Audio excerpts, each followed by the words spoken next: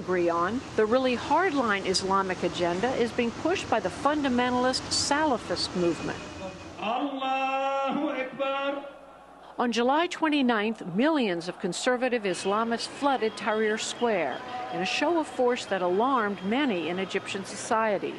Leading the charge were Salafists, whose sect reveres a 7th century interpretation of Islam. Salafis aren't calling for theocracy. We're calling for a civilian Islamic state. 36-year-old architect Mahmoud Fathy is planning to run from the Salafist party he co-founded, AlFadila, or Virtue. He says Sharia law eventually should be far more vigorously enforced. We're calling for Sharia to be implemented in stages. We'd be mindful of the climate. If people then cross the red lines, then they'll be punished. And that punishment could include cutting off the hand of a thief. Do you think ultimately that's the best way to protect society from thieves and to prevent people from stealing? Of course. Of course. Would you require women to cover their hair? Okay, listen. إحنا حزب سياسي. On the veiling of women, we would defer to expert institutions.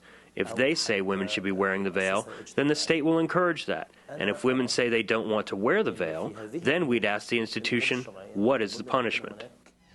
El Arian dismisses the Salafist message and prospects. Egyptians are moderate people, tolerant people. I think even if other extremists from any side go to the politics, they cannot win more than 5 to 7%. But analyst Hamzawi isn't so sure.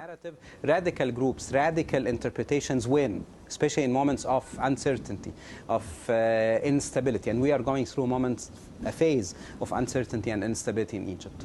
Yes, it's not a radical country, but that has very little to do with moderation or lack of moderation in politics. That's a different issue.